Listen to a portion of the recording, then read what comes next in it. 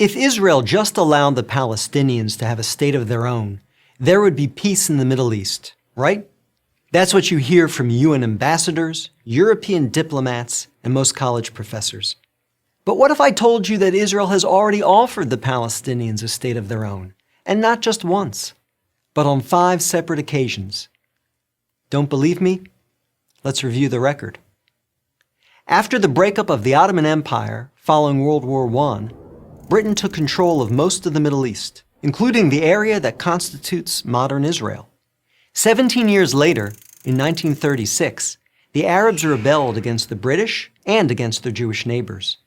The British formed a task force, the Peel Commission, to study the cause of the rebellion. The commission concluded that the reason for the violence was that 2 peoples, Jews and Arabs, wanted to govern the same land. The answer, the Peel Commission concluded, would be to create 2 independent states, one for the Jews and one for the Arabs, a 2-state solution. The suggested split was heavily in favor of the Arabs. The British offered them 80% of the disputed territory, the Jews the remaining 20%. Yet, despite the tiny size of their proposed state, the Jews voted to accept this offer. But the Arabs rejected it and resumed their violent rebellion. Rejection number 1. 10 years later, in 1947, the British asked the United Nations to find a new solution to the continuing tensions. Like the Peel Commission, the UN decided that the best way to resolve the conflict was to divide the land. In November 1947, the UN voted to create 2 states. Again, the Jews accepted the offer, and again, the Arabs rejected it. Only this time, they did so by launching an all-out war. Rejection number 2. Jordan, Egypt, Iraq, Lebanon, and Syria joined the conflict. But they failed. Israel won the war and got on with the business of building a new nation.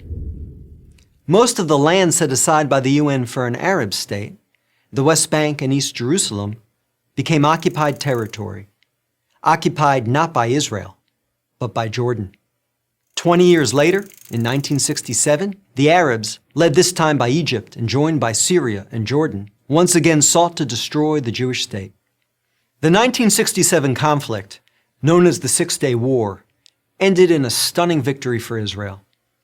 Jerusalem and the West Bank, as well as the area known as the Gaza Strip, fell into Israel's hands. The government split over what to do with this new territory. Half wanted to return the West Bank to Jordan and Gaza to Egypt in exchange for peace. The other half wanted to give it to the region's Arabs, who had begun referring to themselves as the Palestinians, in the hope that they would ultimately build their own state there. Neither initiative got very far. A few months later, the Arab League met in Sudan and issued its infamous 3 no's. No peace with Israel, no recognition of Israel, no negotiations with Israel.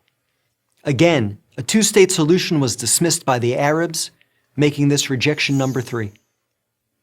In 2000, Israeli Prime Minister Ehud Barak met at Camp David with Palestinian Liberation Organization Chairman Yasser Arafat to conclude a new 2-state plan.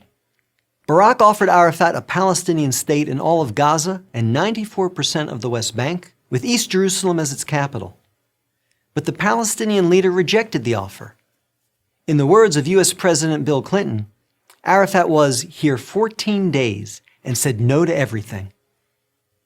Instead, the Palestinians launched a bloody wave of suicide bombings that killed over 1,000 Israelis and maimed thousands more, on buses, in wedding halls, and in pizza parlors. Rejection number 4. In 2008, Israel tried yet again. Prime Minister Ehud Olmert went even further than Ehud Barak had, expanding the peace offer to include additional land to sweeten the deal.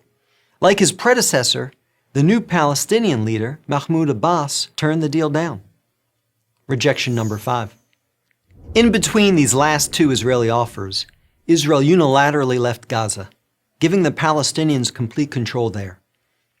Instead of developing this territory for the good of its citizens, the Palestinians turned Gaza into a terrorist base from which they have fired thousands of rockets into Israel. Each time Israel has agreed to a Palestinian state, the Palestinians have rejected the offer, often violently. So if you're interested in peace in the Middle East, maybe the answer is not to pressure Israel to make yet another offer of a state to the Palestinians. Maybe the answer is to pressure the Palestinians to finally accept the existence of a Jewish state. I'm David Brog, Executive Director of the Maccabee Task Force for Prager University.